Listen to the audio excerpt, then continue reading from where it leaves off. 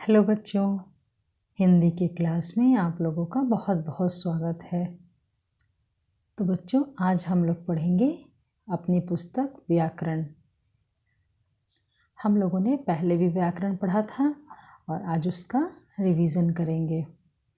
ये है व्याकरण का पाठ 1, जिसका नाम है भाषा, लिपि व व्याकरण।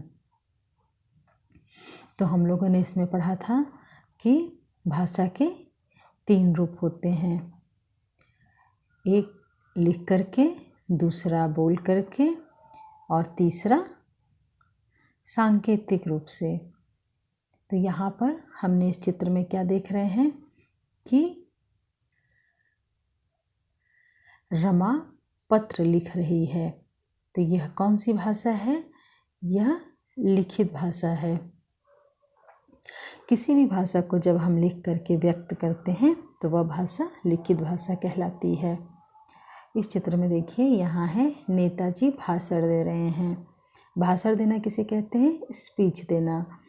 तो जो नेताजी भाषण दे रहे हैं, यह कौन सी भाषा है? यह है मौखिक भाषा। मौखिक भाषा का अर्थ होता है जिस भाषा को हम लोग मुंह से बोलते हैं वह भाषा मौखिक भाषा कहलाती है।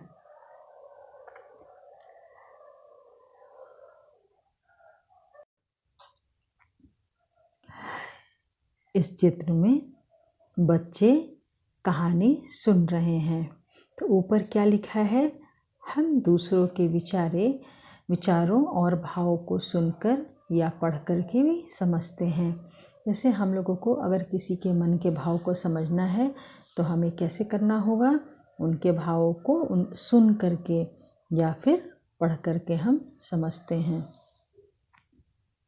जैसे इस चित्र में हम लोग देख रहे हैं कि बच्चे कहानी सुन रहे हैं। तो यहाँ पे क्या है? यह मौखिक भाषा है और यहाँ पे आदित्य पुस्तक पढ़ रहा है। तो हम लोग देख के ही समझ जाते हैं उनके विचारों को कि वो क्या कर रहे हैं। तो यहाँ पे क्या कर रहे हैं? मौखिक भाषा है, क्योंकि आदित्य पुस्तक पढ़ रहा है और बच्चे कहानी सुन रहे हैं। तो ये जो माँ है कहानी सुना रही हैं, किस भाषा में सुना रही हैं? मौखिक भाषा। मोहन संकेत कर रहा है, मैं 4 केले खाऊंगा। यहाँ पर कितने केले दिख रहे हैं हमें? 4 केले। तो मोहन कह रहा है कि संकेत मतलब इशारा से कि मैं 4 केला खाऊंगा। तो यहाँ पे हमने कौन सी भाषा देखी? सांकेतिक भाषा। इस चित्र में सिपाही हाथ से यातायात रोकने का संकेत कर रहा है। तो हम लोग जब कभी गाड़ी से जाते हैं घूमने के लिए तो सिग्नल पे क्या देखते हैं कि जो ट्रैफिक पुलिस रहती है तो वो हाथ, जब कभी लाइट नहीं रहती है सिग्नल पे तो वो कैसे इशारा करता है? सीटी बजा करके हाथ दे करके इशारा करता है। और जब वो इशारा करता है तो गाड़ियाँ जो हैं वो रुक जाती हैं। तो इसे हम कहते हैं सांकेतिक भाषा। तो हम लोगों ने क्या पढ़ा अभी? भाषाएं 3 प्रकार की होती हैं, मौखिक भाषा, लिखित भाषा और सांकेतिक भाषा। यहाँ पे दिया हुआ है सही विकल्प चुनिए। हमें यहाँ पे सही विकल्प को चुनना है। क, आंध्र प्रदेश की भाषा कौन सी है? तो हम लोगों ने पढ़ा था कि हर प्रदेश में अलग अलग भाषाएं बोली जाती हैं। तो आंध्र प्रदेश में कौन सी भाषाएं बोली जाती हैं? यहाँ पे 4 ऑप्शन दिए गए हैं, कन्नड़, तेलुगु, मलयालम और तमिल। तो इसके आंसर होंगे तेलुगु। आंध्र प्रदेश में कौन सी भाषा बोली जाती है? तेलुगु। ख, भाषा का मूल रूप कौन सा है? जब भी हम लोग किसी भाषा का प्रयोग करते हैं तो उसका मूल रूप क्या होता है? मौखिक भाषा होती है, क्योंकि सबसे पहले हम लोग किसी बात को कैसे व्यक्त करते हैं? बोल के व्यक्त करते हैं। तो वह क्या होती है? प्रथम भाषा, मूल भाषा वो कहलाती है, होती है। उर्दू भाषा। तो उर्दू भाषा का प्रयोग कौन करता है? उर्दू भाषा का प्रयोग मुसलमान लोग करते हैं। पंजाबी लोग कौन सी भाषा का प्रयोग करते हैं? पंजाब में पंजाबी भाषा बोली जाती है और बंगाल में बंगाली भाषा। तो यहाँ पे दिया हुआ है उर्दू भाषा किस लिपि में लिखी जाती है। तो उर्दू भाषा का भी 4 ऑप्शन दिया गया है, गुरुमुखी, फारसी, देवनागरी और रोमन। तो उत्तर होगा उर्दू किस में लिखा जाता है? फारसी में। घ, सड़क पर लगी लाल हरी बत्ती की भाषा कौन सी होती है?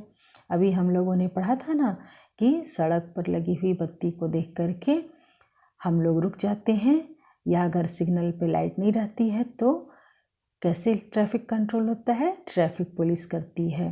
तो सड़क पर लगी लाल और हरी बत्ती की जो भाषा होती है वह कौन सी भाषा है? संकेत भाषा, क्योंकि वहाँ पे लिखित भाषा और रंगों की भाषा, कथित भाषा नहीं होगी।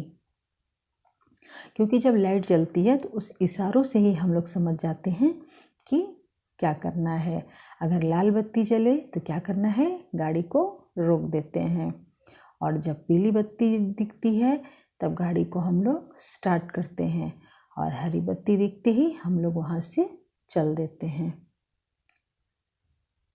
नीचे दिया गया है, निम्नलिखित प्रश्नों के उत्तर लिखिए।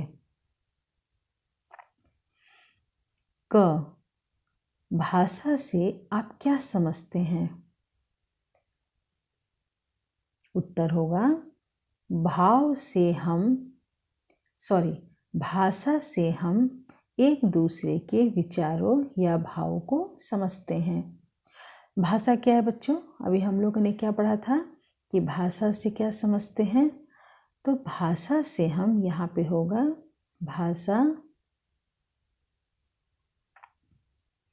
भाषा से हम एक दूसरे के विचारों और भावों को समझते हैं, क्योंकि हम लोगों को अगर वो भाषा आएगी तभी हम सामने वाले को समझ सकते हैं।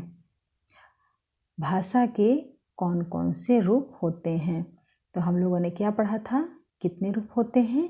3 रूप होते हैं, मौखिक भाषा, लिखित भाषा और सांकेतिक भाषा।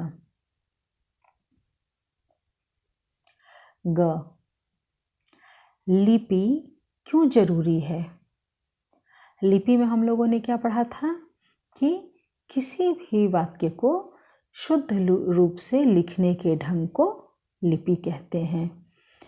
तो लिपि क्यों जरूरी है? भाषा को लिखित रूप देने हेतु लिखित लिपि आवश्यक है। तो भाषा को अगर हमें लिखना होगा तो कैसे लिखेंगे? लिपि के द्वारा। तो भाषा को लिखित रूप देने के लिए, लिखित मतलब लिख करके, तो भाषा को लिखित रूप देने हेतु लिपि आवश्यक है। घ, व्याकरण का ज्ञान क्यों आवश्यक है? हम लोगों को हिंदी या इंग्लिश में ग्रामर की ज़रूरत क्यों होती है? क्योंकि ग्रामर में क्या रहते हैं? टेंसेस रहते हैं, सिंगुलर प्लूरल रहते हैं। तो अगर हमको उन व्याकरण का ज्ञान रहेगा या ग्रामर का ज्ञान रहेगा तो हम लोग उसी ढंग से लिखेंगे, तो पढ़ने पे समझ में आएगा कि वह उसमें क्या लिखा हुआ है।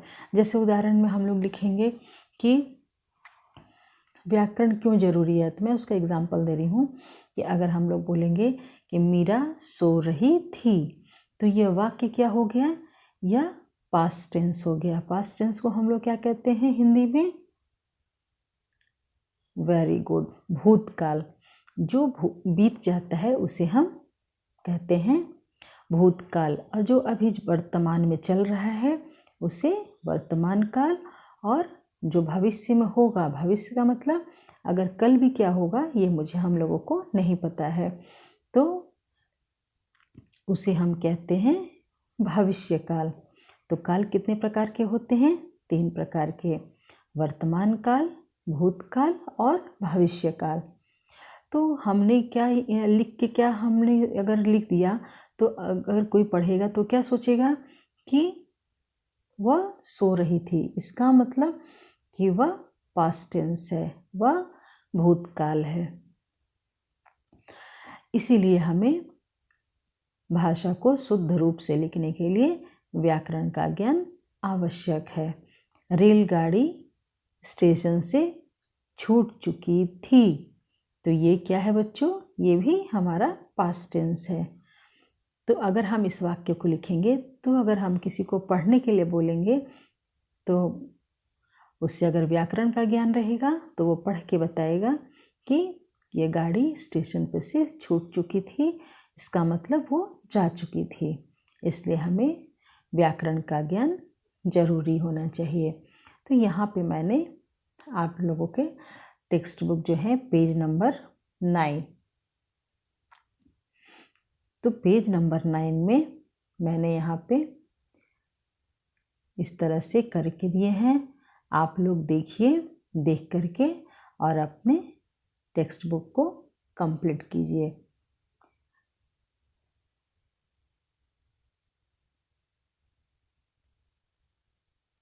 उसके बाद है पेज नंबर 10। पेज नंबर 10 दिख रहा है ना आपको? तो पेज नंबर 10 में हमारा दिया है रिक्त स्थानों भरिए। तो रिक्त स्थान हमें यहाँ पे भरना है। क,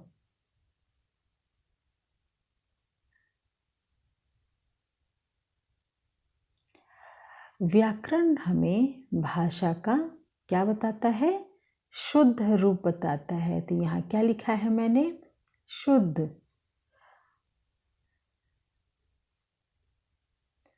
व्याकरण हमें भाषा का शुद्ध रूप बताता है।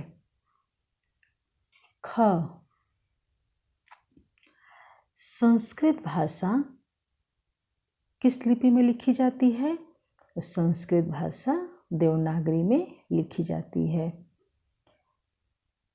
कन्नड़ भाषा, कन्नड़ भाषा कहाँ बोली जाती है? कर्नाटक राज्य में।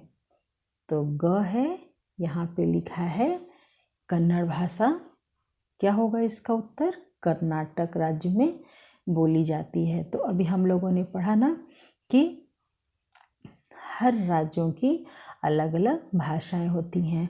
अभी हम लोग महाराष्ट्र में रहते हैं, तो यहाँ कौन सी भाषा बोली जाती है? मराठी भाषा। बिहार में जो रहते हैं बिहारी, और जो बंगाल में रहते हैं वो बंगाली। यहाँ पे पूछा गया है कन्नड़ भाषा राज्य में बोली जाती है, तो कन्नड़ भाषा किस राज्य में बोली जाती है? कर्नाटक में। घ, सड़क पर लगी बत्ती को भाषा कहते हैं। कौन सी भाषा कहते हैं? वेरी गुड, सांकेतिक भाषा। यहाँ पे मैंने यहाँ लिखा है सांकेतिक भाषा। अंग, ब्रज, अवधी, राजस्थानी आदि भाषा के रूप हैं। कौन से भाषा के? उपभाषा के। उपभाषा के कौन कौन से रूप हैं? ब्रज, अवधी और राजस्थानी।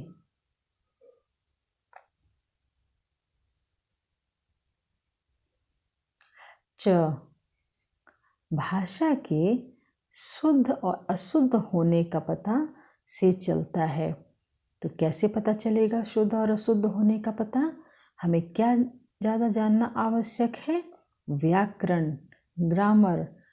हमें ग्रामर का ज्ञान होना अति आवश्यक है। उससे हमें किसी भी वाक्यों को समझ सकते हैं कि यह वाक्य शुद्ध लिखा हुआ है या अशुद्ध लिखा हुआ है।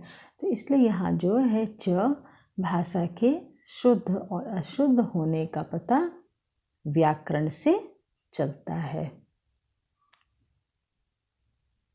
तो आप लोगों को अपने अपने टेक्स्ट बुक निकालिए और जिस तरह से मैंने लिख करके आप लोगों को दिए हैं, इसे लिख करके पूरे कीजिए। फिर यहाँ पे है फोर्थ में क्या दिया है, लिपि और भाषा यहाँ मिल गए हैं।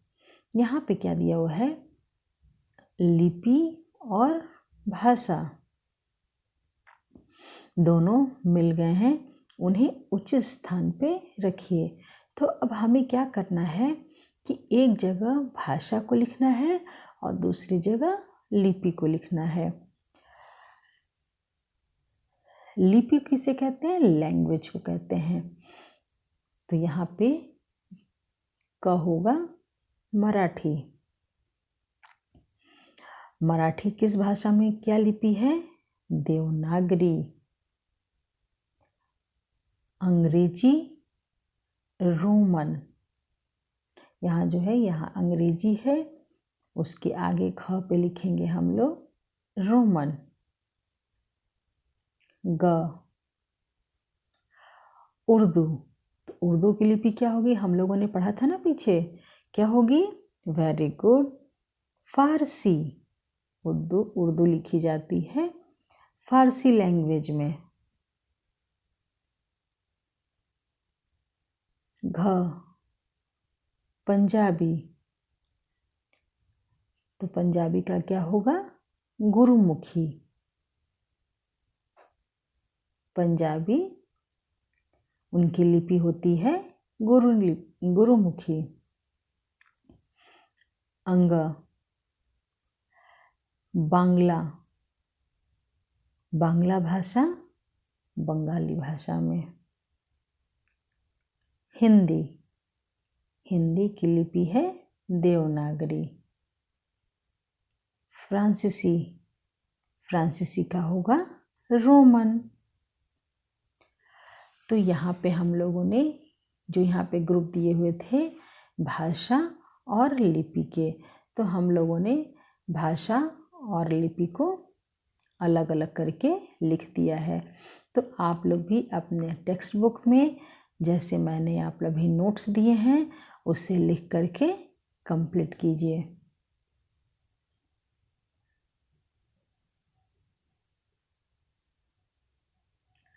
ये बच्चों हम लोगों की नोटबुक है, आप लोगों को भी नोटबुक मिली होगी। तो जो हिंदी की दूसरी 200 पेजेस की है तो वो हम लोगों की कॉम्पोजिशन की है, क्योंकि हम लोग उसमें ग्रामर लिखेंगे। तो एक जो 100 पेजेस की है तो उसमें हम लोग रिमझिम पुस्तक का लिखेंगे प्रश्नों के उत्तर, और जो दूसरी है आप लोगों की 200 पेजेस की उसमें हम लोग कॉम्पोजिशन लिखेंगे। तो नोटबुक में सबसे पहले आप लोगों को अपने अपने नाम लिखने हैं। तो यहाँ पर मैंने अपने नाम लिख दिए हैं, सब्जेक्ट लिखा है और स्टैंडर्ड लिखा है। तो इसी तरह से आप लोगों को अपने अपने नाम लिखने हैं, सब्जेक्ट और स्टैंडर्ड डाल करके मेंशन करना है। यहाँ पर डिवीज़न आपको लिखना है, तो डिवीज़न आप जब प्रिज्म ऊपर करेंगे तो प्रिज्म में आपको डिवीज़न मिल जाएगा कि आप किस डिवीज़न में थे, क्योंकि आप लोग 3rd में थे, बहुत से बच्चों का डिवीज़न चेंज हुआ है, इसलिए आप लोग अपने पुराने रोल नंबर मत डालिएगा। आप लोगों का रोल नंबर देखना है तो प्रिज्म ओपन कीजिए और ओपन करके उसमें जो आप लोगों के रोल नंबर है वो इसमें मेंशन कीजिए।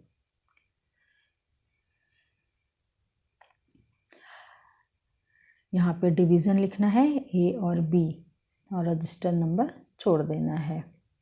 उसके बाद हम लोग ओपन करेंगे इंडेक्स।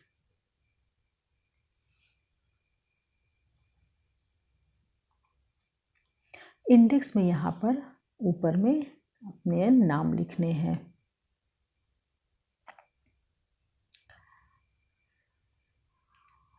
यहाँ पे हम लोग लिखेंगे अपने नाम, स्टैंडर्ड, सेक्शन और रोल नंबर। तो यहाँ पे इंडेक्स को सबसे पहले लिख के हम लोग कंप्लीट करेंगे। अगर आप लोगों की हैंड राइटिंग अच्छी है तो आप लोग लिखिए, नहीं तो अपने पेरेंट्स से आप लोग इसे फिल करा लीजिए। सीरियल नंबर 1, हमने यहाँ पे डेट डाला है, क्या लिखा है 23/6/20। 23 क्या है, डेट है, 6 महीने और 20 ईयर, साल। इसी तरह से हम लोगों को इस कॉलम को हम लोग लिखेंगे। जब भी हम लोग न्यू लेसन स्टार्ट करेंगे तो सबसे पहले हम लोगों को क्या लिखना है, इंडेक्स लिखना है। इससे हम लोगों को पता चलेगा कि हमने किस डेट को क्या पढ़ाई की थी और क्या लिखा था। यहाँ पे मैंने पेज नंबर 1 लिखा है और आप लोग यहाँ पे 1 लिखिएगा और उसके आगे ये जो आप लोगों का पार्ट मैं दिखाऊंगी नोट्स में वो लिखने हैं। आप लोगों को अगर 1 पेज में हो जाए तो यहाँ 1 लिख के छोड़ दीजिएगा और अगर 2 पेज में होंगे तो यहाँ पर 2 लिख दीजिएगा। और जब हम लोग न्यू चैप्टर स्टार्ट करेंगे तो क्या लिखेंगे, 3। तो पेज नंबर मेंशन करना ज़रूरी है।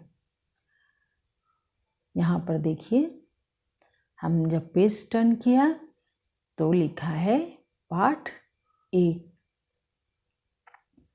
आप लोगों को भी इसी तरह से जैसे मैंने नोट्स दिए हैं, आप लोगों को भी उसी तरह से नोट्स बनाने हैं, साफ सुथरे।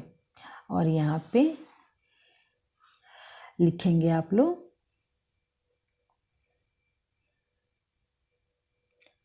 पेज नंबर 1 और डेट यहाँ पर लिख करके आप लोग मेंशन करेंगे। उसके बाद है ऊपर का लाइन छोड़ देंगे, फिर सेकंड लाइन में लिखेंगे पार्ट 1। लिखने के बाद हम लोग फिर 1 लाइन छोड़ेंगे। हम लोग का पाठ का नाम क्या था, भाषा, लिपि व व्याकरण। पहले पाठ 1, फिर 1 लाइन छोड़ दिया हम लोगों ने, लीव किया, उसके बाद पाठ का नाम लिखा, फिर 1 लाइन लीव, निम्नलिखित प्रश्नों के उत्तर लिखिए। ये जो तीनों प्रश्नों के उत्तर है ये मैंने टेक्स्ट बुक से लिखा है।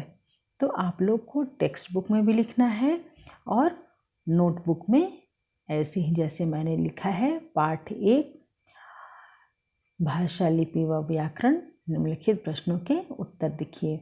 तो आप लोग अपने ग्रामर बुक में लिखना शुरू कीजिएगा।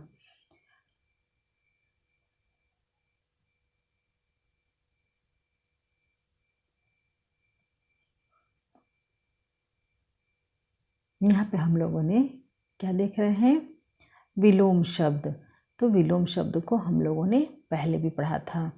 विलोम शब्द किसे कहते हैं,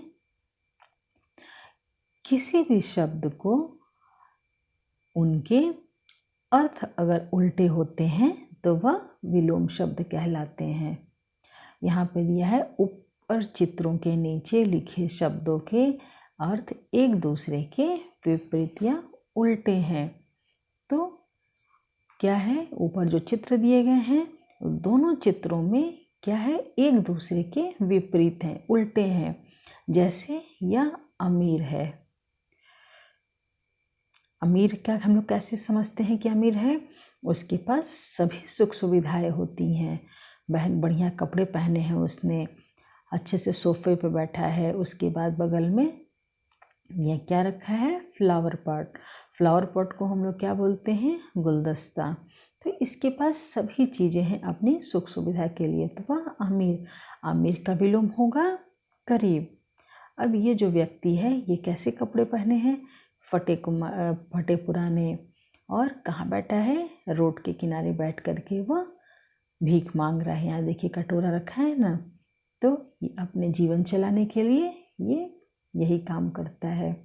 तो अमीर का क्या होगा विलोम, गरीब।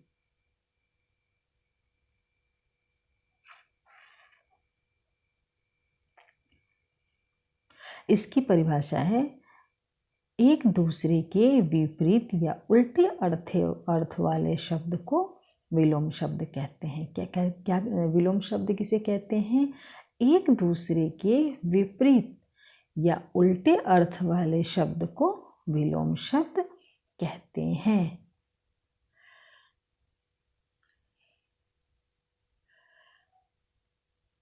जैसे यहाँ पे दिया है आकाश, तो आकाश किसे कहते हैं?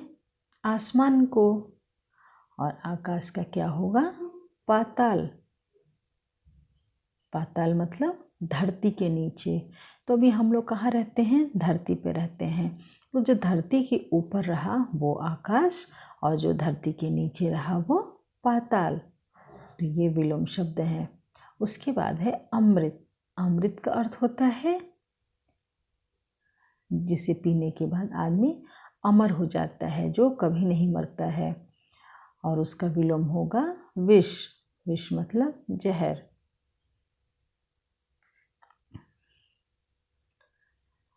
आशा। आशा का अर्थ होता है उम्मीद।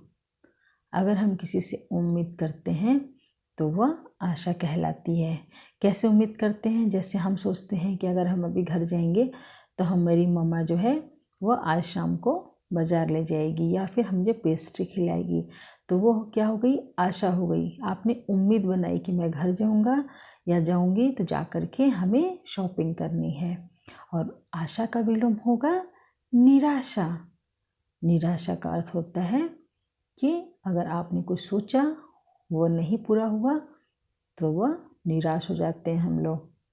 वो कहलाती है निराशा। आय। आय मतलब आमदनी। हम लोग जो कमाते हैं, जैसे पापा हम और बहुत लोगों की जो मम्मा है वो ऑफिस जाती हैं और वो वहाँ पे काम करते हैं। जब काम करते हैं तो उन्हें पैसे मिलते हैं, तो वो हुआ उनका इनकम, आय। और आय का विलोम होगा व्यय। व्यय मतलब खर्च कर देना।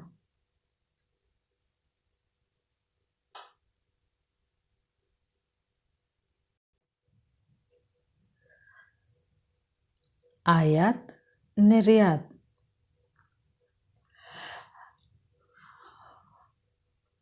आयात का अर्थ क्या होता है? जब भी अगर विदेश से कोई सामान आता है, एक्सपोर्ट इंपोर्ट आप लोगों ने सुना है ना, तो उसे हम कहते हैं आयात और निर्यात। आदि। आदि का मतलब जो लगातार चलता चला आ रहा है, जो कभी खत्म नहीं होता है। आदि का विलोम होगा अंत। आस्तिक। आस्तिक मतलब भगवान पे जो विश्वास रखता है वह आस्तिक कहलाता है। आस्तिक का विलोम नास्तिक। उत्तीर्ण अनुत्तीर्ण। अनुत्तीर्ण मतलब फेल हो जाना और उत्तीर्ण मतलब पास हो जाना। कोमल कठोर, गुरु शिष्य, गुण दोष, घृणा प्रेम, जय पराजय, जन्म मृत्यु, जड़ चेतन, पक्ष विपक्ष। पक्ष का क्या मतलब है यहाँ पे? पक्ष मतलब जो आपके साथ में रहता है, आपके बात का समर्थन करता है, वह पक्ष कहलाता है। और विपक्ष मतलब जो आपके अगेंस्ट हो जाता है, वह विपक्ष कहलाता है। Page number 24। तो पेज नंबर 24 में हम लोगों ने यहाँ पर क्या देखा है? अभी एक्सरसाइज देखा है और ऊपर विलोम शब्द भी दिए हैं। तो पहले हम लोग विलोम शब्द को पढ़ेंगे। उत्थान पतन। उत्थान का क्या अर्थ होता है? उत्थान का अर्थ होता है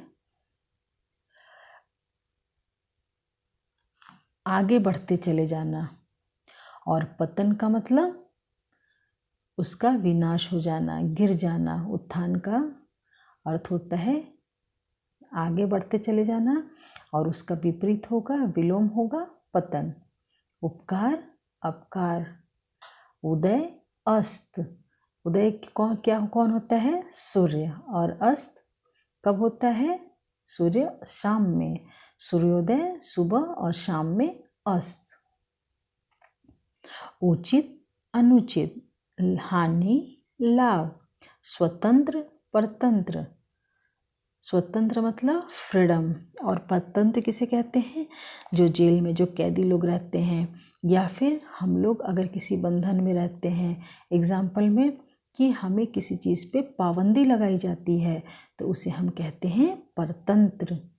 हर्ष, विषाद, हर्ष मतलब खुश हो जाना, हर्ष का विलोम होगा विषाद, शोक प्रकट करना।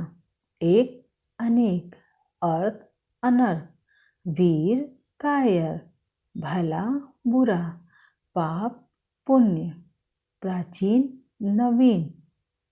प्राचीन का अर्थ होता है पुराना, तो पुराना का नवीन। स्वामी, सेवक,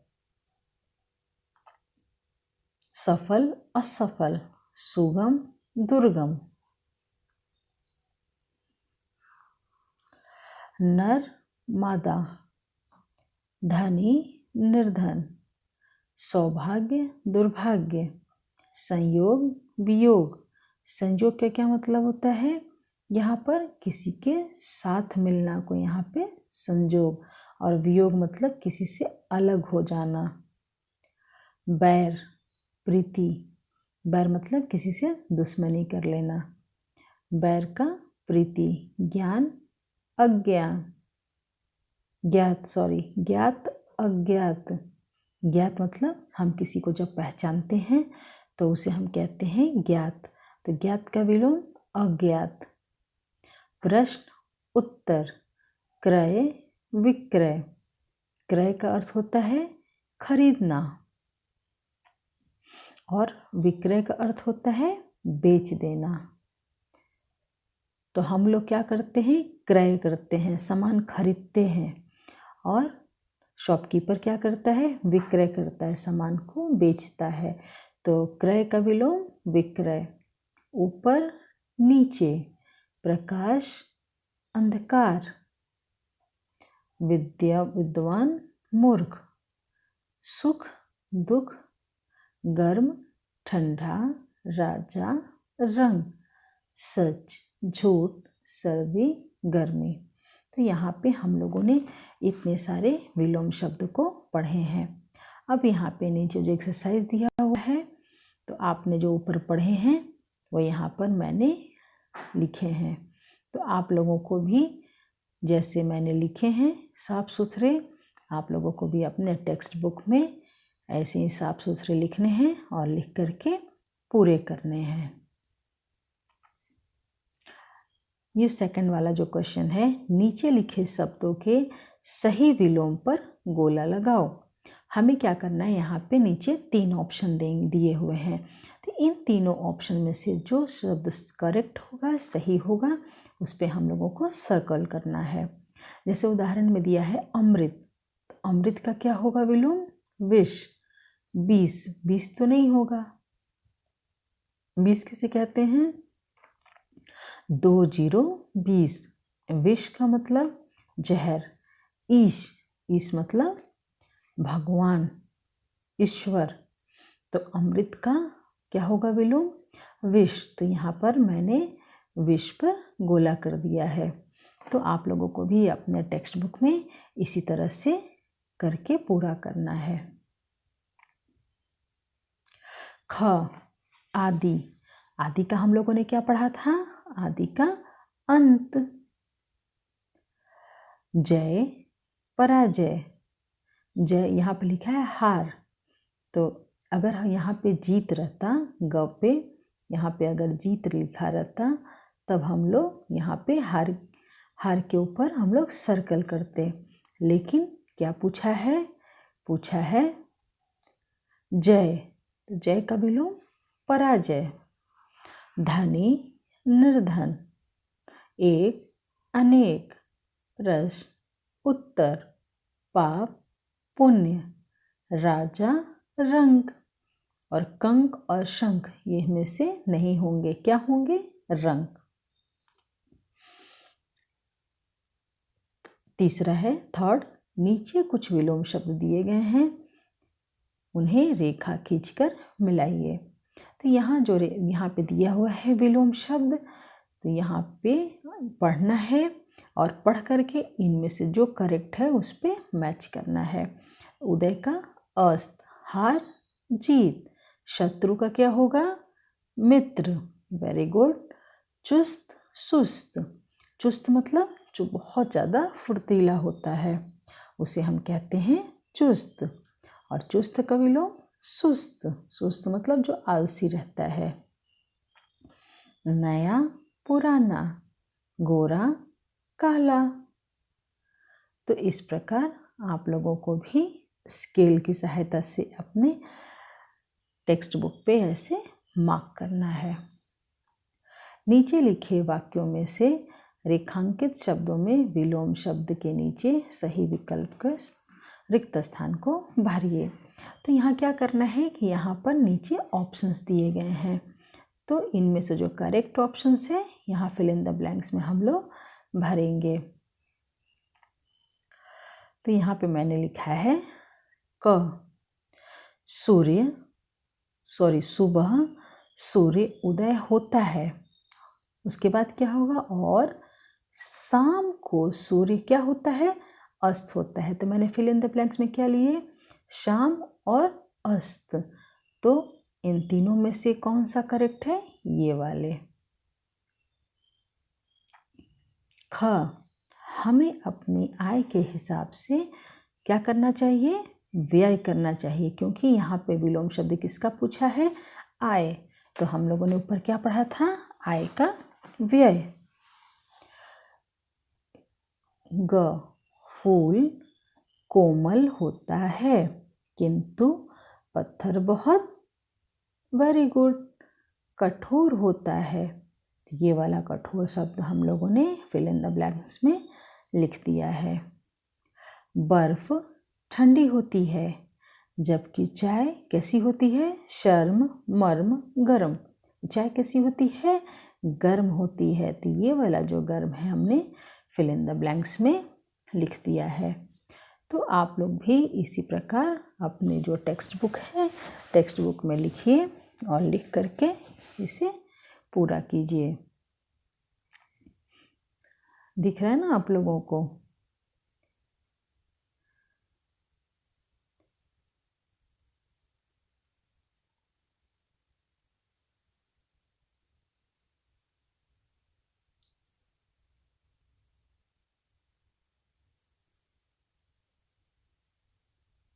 उसके बाद है यहाँ पे सच बोलना एक तपस्या है किंतु क्या है, बोलना पाप है, झूठ बोलना। तो यहाँ पे ये जो झूठ शब्द है हमने ऊपर लिख दिया है। नीचे दिए गए शब्दों के विलोम शब्द वर्ग पहेली में ढूंढिए। तो हम लोगों को क्या करना है, यहाँ पे ये जो वर्ग पहेली है इस वर्ग पहेली में हम लोगों को ढूंढ के लिखना है। दिया यहाँ पे महान, महान का तुच्छ। तो हम कैसे वर्ग पहेली बनाएंगे, इसे ऐसे सर्कल करेंगे पेंसिल से। उसके बाद है प्रश्न। तो प्रश्न का विलोम क्या होगा, उत्तर। तो हमें यहाँ ढूंढना है, कहाँ है उत्तर, वेरी गुड। ये उत्तर यहाँ से ऐसे पेंसिल लीजिए और लेके इसे ऐसे सर्कल कर दीजिए। उसके बाद है हानि। हानि का क्या होगा, लाभ। तो किधर लाभ है, इधर है लाभ। ये देखिए इसे ऐसे और ऐसे। बदबू खुशबू, गोरा काला, ज़्यादा कम, जय पराजय। तो यहाँ पर मैंने कुछ करके बताए हैं और यहाँ पे मैंने उत्तर भी लिख दिए हैं।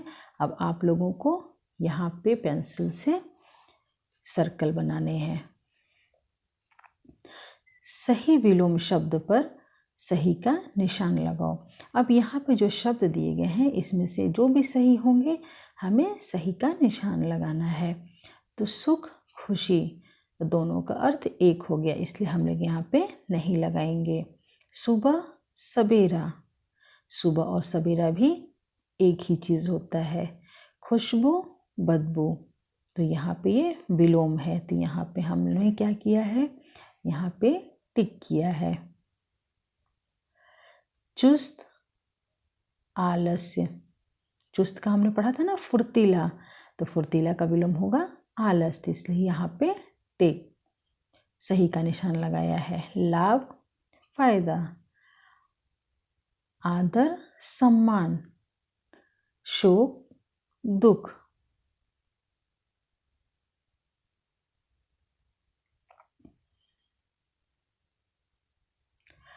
ये बताइए यहाँ पे सही होगा कि गलत होगा?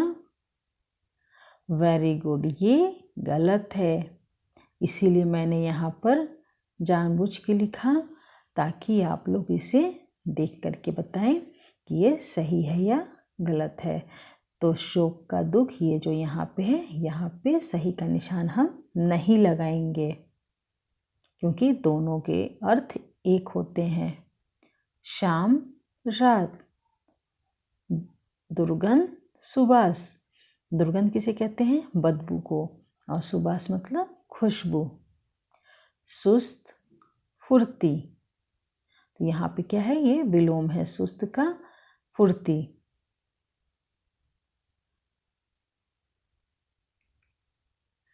हानि नुकसान, तो हानि का अर्थ होता है नुकसान, विलोम नहीं होता है, इसलिए हमने यहाँ पे टिक नहीं किए हैं।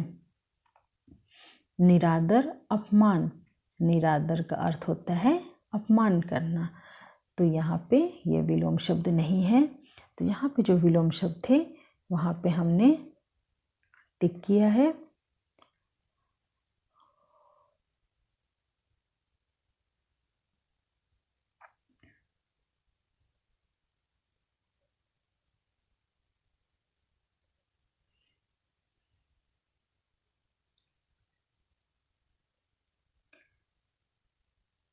ये जो यहाँ पे दिया है बच्चों, सुख खुशी, तो ये दोनों क्या है, ये दोनों अर्थ है, और खुशी और शोक ये दोनों क्या है, विलोम है, इसलिए यहाँ पे हम लोग करेंगे सही का निशान। सुबह सवेरा, और सवेरा का विलोम क्या होगा, शाम, तो शाम पे हम लोग यहाँ पे सही का निशान लगाएंगे। खुशबू बदबू, और बदबू का अर्थ होता है दुर्गंध, इसलिए हमने यहाँ पे सही के निशान नहीं लगाए हैं। चुस्त आलस्य, चुस्त का विलोम होता है आलस्य, और आलस्य के आगे क्या दिया है, सुस्त दिया है, तो ये दोनों एक ही अर्थ हैं, इसलिए यहाँ पर हमने सही के निशान नहीं लगाए हैं। लाभ का अर्थ होता है फायदा, और फायदा का विलोम क्या है यहाँ पे, लाभ का हानि, तो इसलिए हम लोग क्या लिखेंगे, यहाँ पर फायदा का हानि। आदर सम्मान, और सम्मान का मतलब इज्जत मिलना, तो यहाँ पे जो है सम्मान और निरादर ये क्या है, विलोम शब्द हैं। सम्मान मतलब हमें आदर मिलता है, तो आदर का विलोम निरादर, इसलिए हमने यहाँ पे सही का निशान लगाया है।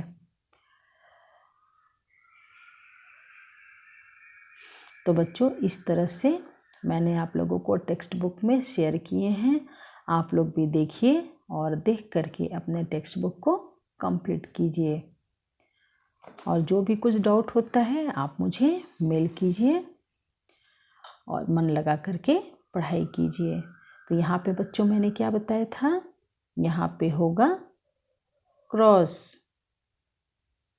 क्योंकि यहाँ पे मैं आप लोगों का परीक्षा ले रही थी कि आप लोग क्या बोलते हैं, इसलिए यहाँ पे ये रॉन्ग होगा, तो यहाँ पे सही का निशान हम लोग नहीं लगाएंगे।